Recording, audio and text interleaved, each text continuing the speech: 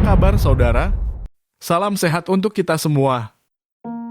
Konsep dasar SKD, KLB, kegiatan sistem kewaspadaan dini dimaksudkan untuk deteksi dini kejadian luar biasa dan pemantauan faktor-faktor yang memungkinkan timbulnya kejadian luar biasa, serta cara-cara pencegahan dan penanggulangannya sehingga dapat mengurangi kerugian. Pelaksanaan SKD KLB akan memberikan manfaat yang besar dalam pencegahan KLB penyakit apabila dilaksanakan dengan baik. Pemantauan wilayah setempat merupakan salah satu aplikasi SKD KLB. Perumusan SKD KLB menggunakan pendekatan legalitas, epidemiologi, dan kesisteman. Aspek legalitasnya adalah UU Nomor 4 Tahun 1984, PP Nomor 40 Tahun 1991, Permenkes Nomor 560 Tahun 1989, dan Permenkes Nomor 949 Tahun 2004. Konsep sistem kewaspadaan dini dan respon. Sistem kewaspadaan dini dan respons atau yang biasa disebut dengan Early Warning Alert Response and System adalah suatu kegiatan yang bertujuan untuk memantau pergerakan suatu penyakit menular tertentu dalam suatu periode dan memunculkan sinyal sebagai tanda peringatan apabila terjadi peningkatan kasus yang melebihi nilai ambang batas yang telah ditentukan. EWARS merupakan laporan mingguan berbasis web. Terdapat 23 jenis penyakit yang dilaporkan melalui EWARS yaitu 1. Diare akut 2. Malaria konfirmasi 3. Tersangka demam berdarah dengue 4. Pneumonia 5. Disentri 6. Tersangka tifoid 7. Jaundice akut 8. Tersangka chikungunya 9. Tersangka flu burung pada manusia 10. Campak klinis 11. Tersangka difteri 12.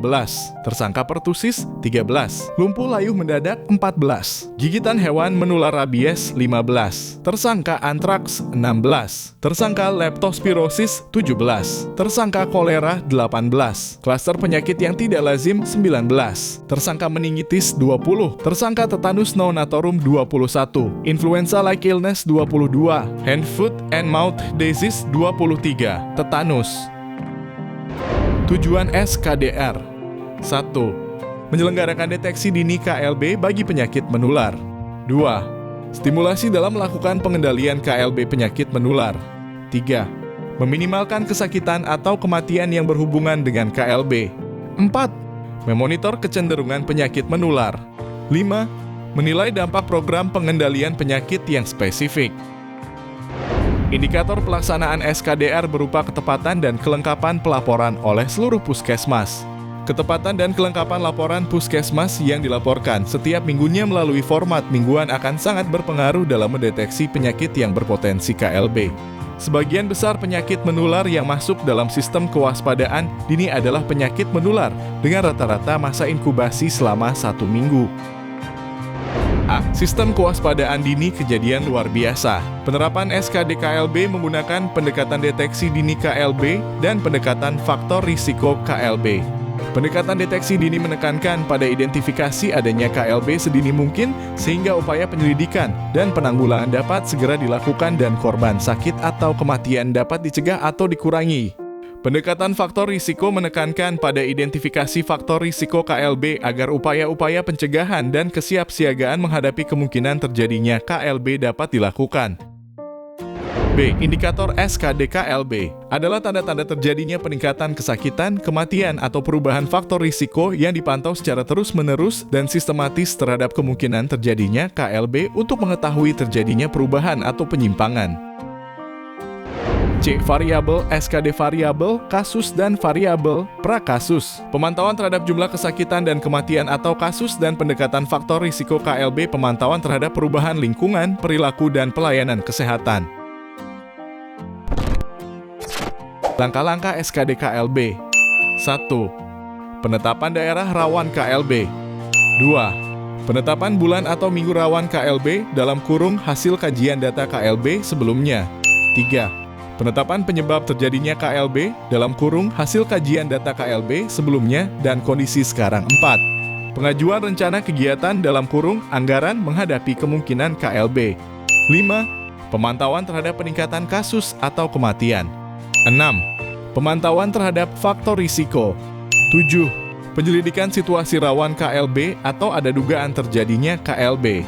8. Kesiapsiagaan menghadapi KLB pada saat ancaman adanya KLB meningkat. Mekanisme laporan SKDR. Laporan SKDR dilaporkan setiap minggu secara periodik dan rutin. Unit pelapor dari SKDR adalah puskesmas, rumah sakit, dan labkesmas.